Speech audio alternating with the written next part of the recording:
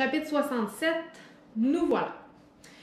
Donc, ça avait fini que l'histoire, là, il était allé dans le jardin de Madame Shears pour découvrir que la fourche appartenait à Madame Shears. Donc, soit que quelqu'un avait accès à ces choses ou que ça avait été débarré pour que la personne soit capable de l'avoir. Rendu au chapitre 67, il y a eu un petit chapitre entre-temps où il nous explique pourquoi il ne croit pas au paradis. Donc, chapitre 67, c'est parti. Le lendemain, c'était samedi, et il n'y a pas grand-chose à faire le samedi, sauf quand père m'amène faire du bateau sur le lac ou à la jardinerie. Mais ce samedi-là, l'Angleterre jouait contre la Roumanie, ce qui voulait dire qu'il n'y aurait pas de sortie parce que père voulait regarder le match à la télévision. Alors, j'ai décidé de poursuivre mon enquête tout seul.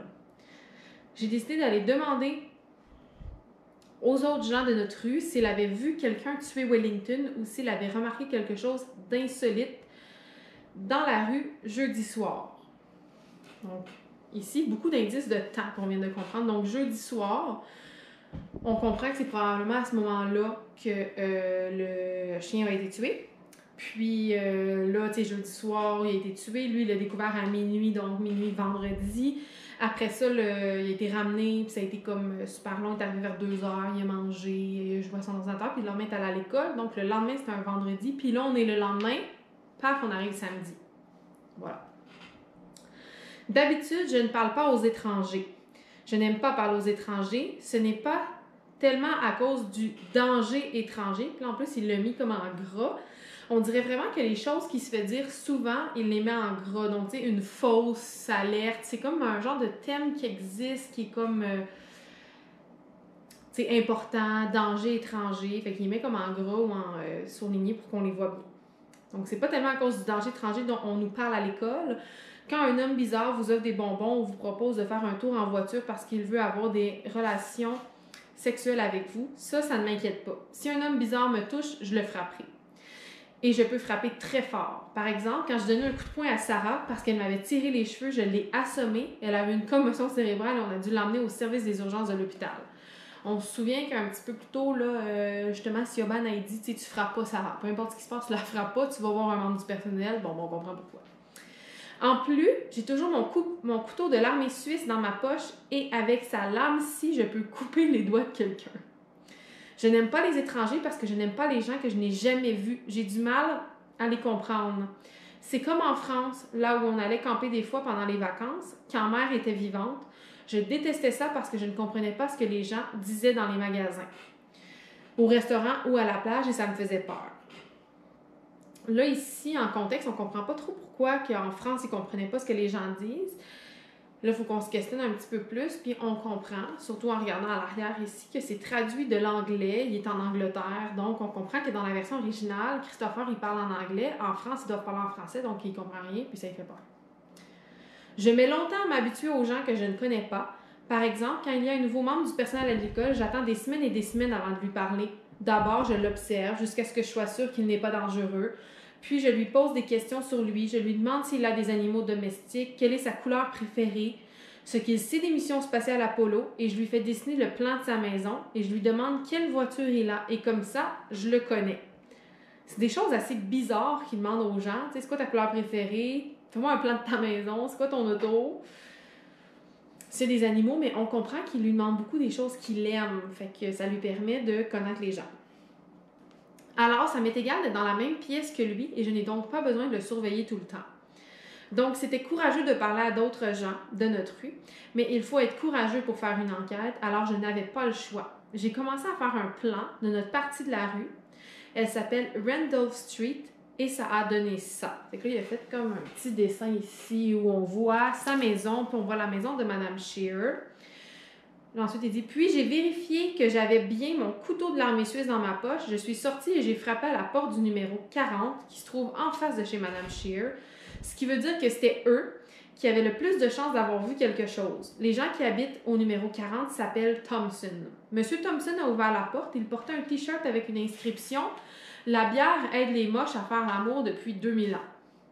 Monsieur Thompson a dit « Qu'est-ce que tu veux? » J'ai dit « Est-ce que vous savez qui a tué Wellington? » Je n'ai pas regardé son visage, je n'aime pas le visage des gens. Je n'aime pas regarder le visage des gens, surtout si ce sont des étrangers. Il est resté silencieux pendant quelques secondes. Donc ici, on voit qu'il ne regarde pas dans les yeux, fait que c'est quand même un comportement qui est typique des TSA.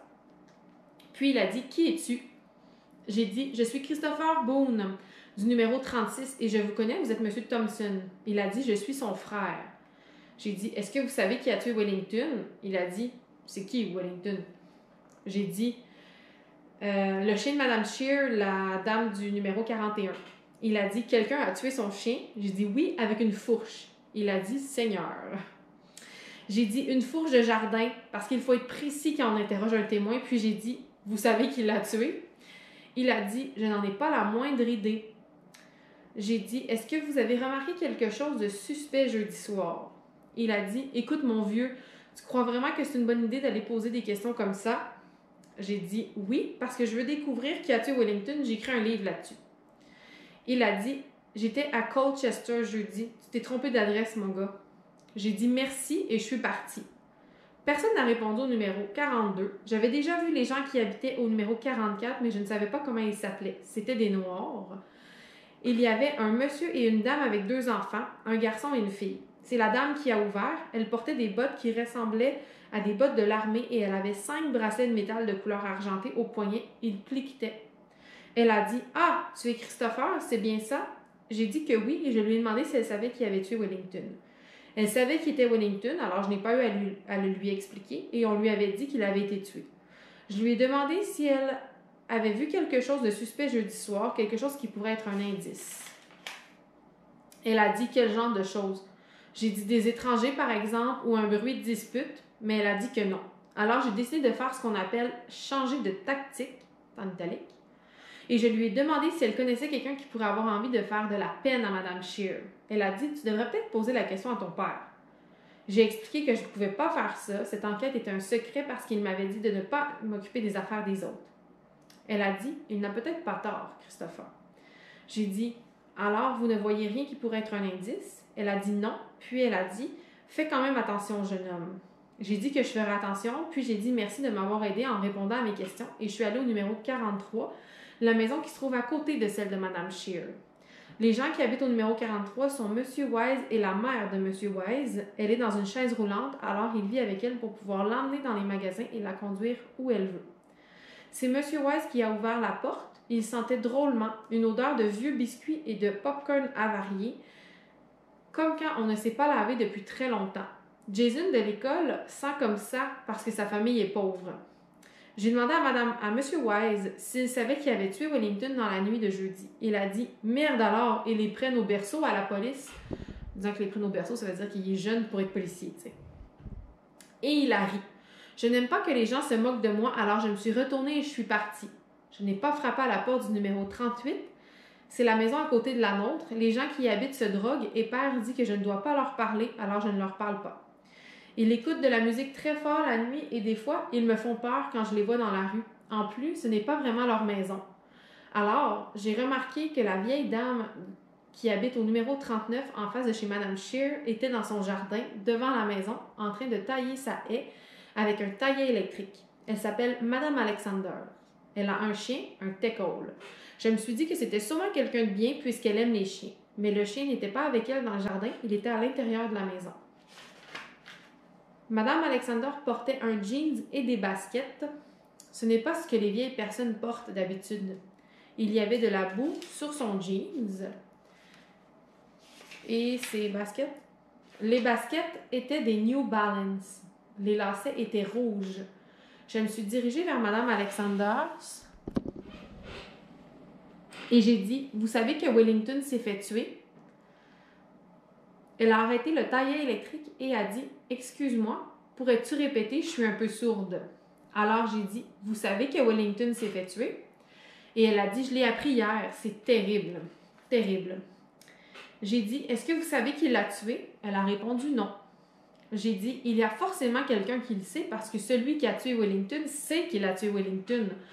Ou alors c'est un fou et il ne savait pas ce qu'il faisait. Ou alors il est amnésique. » Et elle a dit « Tu dois avoir raison. » J'ai dit « Merci d'avoir bien voulu répondre à mes questions. » Et elle a dit Tu es Christopher, c'est bien ça? J'ai dit oui, j'habite au numéro 36. Elle a dit, nous ne nous sommes encore jamais parlé si j'ai bonne mémoire. J'ai dit non, je n'aime pas parler aux étrangers, mais je mène une enquête. Elle a dit, je te vois passer tous les jours quand tu vas à l'école. Je n'ai pas répondu à ça. Pourquoi il n'a pas répondu à ça? Parce que c'est pas une question, puis ça fait quelques fois qu'il se fait poser des questions ou pas questions, puis lui, si c'est pas une question claire, il répond pas. Elle a dit, c'est très gentil d'être venue me dire bonjour. Je n'ai pas répondu à ça non plus, parce que Mme Alexandra faisait ce qu'on appelle bavarder. C'est quand on se dit des choses qui ne sont ni des questions ni des réponses et qui n'ont pas de lien.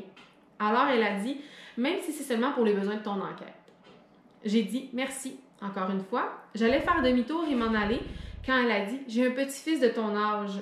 J'ai essayé de bavarder en disant, j'ai 15 ans, 3 mois et 2 jours. En plus pour les femmes. Elle a dit, enfin, à peu près ton âge. Puis nous n'avons pas parlé pendant un moment jusqu'à ce qu'elle dise, tu n'as pas de chien? J'ai dit non. Elle a dit, tu aimerais sûrement en avoir un, non. J'ai dit, j'ai un rat. Elle a dit, un rat? J'ai dit, il s'appelle Toby. Elle a dit, ah. J'ai dit, en général, les gens n'aiment pas les rats parce qu'ils croient qu'ils transmettent des maladies comme la peste bubonique. Mais c'est seulement parce qu'ils vivaient dans les égouts et qu'ils avaient embarqué sur des bateaux venant de pays étrangers où il y avait des maladies bizarres. En fait, les rats sont très propres. Toby se lave tout le temps et puis on n'est pas obligé de les sortir. Je le laisse simplement courir dans ma chambre pour qu'il prenne un peu d'exercice. Des fois, il s'assied sur mon épaule ou il se cache dans ma manche comme si c'était un terrier. Mais dans la nature, les rats ne vivent pas dans des terriers. Madame Alexander a dit, tu veux venir goûter chez moi? J'ai dit, je n'entre jamais chez les gens. Elle a dit, dans ce cas, je pourrais peut-être t'apporter à goûter dehors. Tu aimes la citronnade? J'ai répondu, je n'aime que le jus d'orange. Elle a dit, ça tombe bien, j'en ai aussi. Et que dirais-tu d'une tranche de Battenberg? Je sais pas c'est quoi personnellement. J'ai dit, je ne sais pas, parce que je ne sais pas ce que c'est le Battenberg. Elle a dit, c'est une sorte de gâteau, il y a 4 carreaux roses et jaunes au milieu et une couche de pâte d'amande autour. J'ai dit, est-ce que c'est un gâteau parallélépipédique? Excusez, j'ai tout en à dire. Avec une coupe transversale carrée, divisée en carrés de taille égale et de couleurs alternées. Ouh, c'est toute une question cette histoire-là. Puis encore une fois, évidemment, parallélépipédique, je sais pas ce que ça veut dire. Donc, je l'ai cherché dans le dictionnaire. Et en fait, ça veut dire un solide, que les 6 faces sont des parallélogrammes. Fait que c'est comme un cube, mais en fait, c'est en rectangle. C'est ça. Donc, elle a dit « Oui, si tu veux ». Bon, je suis assez surprise qu'elle savait de quoi qu'il parlait. J'ai dit « Je pense que j'aimerais bien les carrés roses, mais pas les carrés jaunes, parce que je n'aime pas le jaune. » Donc là, on comprend qu'il est vraiment comme... Il n'aime pas le jaune. Là. Et je ne sais pas ce que c'est que de la pâte d'amande, alors je ne sais pas si j'aimerais ça. Elle a dit « J'ai bien peur qu'elle soit jaune, elle aussi. Je ferais peut-être mieux d'aller chercher quelques biscuits. Tu aimes les biscuits? » J'ai dit « Ça dépend lesquels. » Elle a dit, eh bien, je vais t'en apporter un assortiment. Alors, elle s'est retournée, elle est entrée dans la maison. Elle se déplaçait très lentement parce que c'est une vieille dame et elle est restée plus de 6 minutes à l'intérieur. Je commençais à m'inquiéter parce que je ne savais pas ce qu'elle faisait. Je ne la connaissais pas assez bien pour savoir si elle disait la vérité à propos du jus d'orange et des biscuits qu'elle devait rapporter. Je me suis dit qu'elle appelait peut-être la police et que je risquais d'avoir de graves ennuis à cause de l'avertissement. Alors, je suis partie. En traversant la rue, j'ai pensé à l'assassin de Wellington et j'ai eu une inspiration. J'ai imaginé dans ma tête le raisonnement suivant. 1. Quelle est la raison? Quelle raison peut-on avoir de tuer un chien? A. On déteste ce chien. B. On est fou. C. On veut faire de la peine à Mme Shearer. 2. Je ne connaissais personne qui détestait Wellington, donc si A était vrai, c'était sans doute un étranger, le fait de tuer Wellington parce qu'on déteste ce chien-là. Lui, il savait personne qui le détestait, donc c'est un étranger. 3, je connaissais pas de fou, donc si B était vrai, c'était sans doute aussi un étranger. La plupart des meurtres sont commis par un familier de la victime. En fait, c'est le jour de Noël et par un membre de sa famille qu'on a le plus de chances de se faire assassiner. C'est un fait. Donc, Wellington avait de bonnes chances d'avoir été tué par quelqu'un qu'il connaissait. Donc, 5, si C est vrai, C étant faire de la peine à Mme Shearer, je ne connaissais qu'une personne qui n'aimait pas Mme Shearer et c'était M. Shearer et il connaissait très bien Wellington. Ce qui voulait dire que M. Scheer était mon suspect numéro 1. M. Scheer était marié à Mme Scheer et ils vivaient ensemble. Mais il y a 2 ans, M. Scheer est parti et on ne l'a plus jamais revu. C'est pour ça que Mme Scheer est venue chez nous et nous a fait la cuisine quand mère est morte. Parce qu'elle n'avait plus à faire la cuisine pour M. Scheer et qu'elle n'avait pas à rester chez lui et à être sa femme. Père disait aussi qu'elle avait besoin de compagnie et qu'elle n'aimait pas rester seule. Des fois, Mme Scheer passait la nuit chez nous. Ça me plaisait parce qu'elle rangeait les bocaux et les casseroles par ordre de taille sur les étagères de la cuisine avec les étiquettes tournées devant. Et qu'elle mettait les couteaux, les fourchettes et les cuillères dans les bons compartiments du tiroir à couvert. Mais elle fumait des cigarettes et disait tout plein de choses que je comprenais pas. Par exemple, je vais me pieuter et ça caille et il faut faire de la bouffe. Et ça me plaisait pas qu'elle dise des choses comme ça parce que je ne savais pas ce qu'elle voulait dire. Je ne sais pas pourquoi M. Scheer a quitté Mme Scheer parce que personne ne me l'a dit. Mais quand on se marie, c'est parce qu'on veut vivre ensemble et avoir des enfants. Et si on se marie à l'église, il faut promettre de rester ensemble jusqu'à ce que la mort nous sépare. Et si on ne veut plus vivre ensemble, il faut divorcer. On fait ça quand un des deux a eu des relations sexuelles avec quelqu'un d'autre ou quand on se dispute tout le temps, qu'on se déteste et qu'on ne veut plus vivre dans la même maison et avoir des enfants. Et comme M. Scheer ne voulait plus vivre dans la même maison que Mme Scheer, il la détestait sans doute et il aurait très bien pu revenir tuer son chien pour lui faire de la peine. J'ai décidé d'essayer d'en savoir plus long sur M. Scheer. Donc là, on a un premier suspect. Première fois qu'on a un suspect. Intéressant. Donc on est rendu au chapitre 71.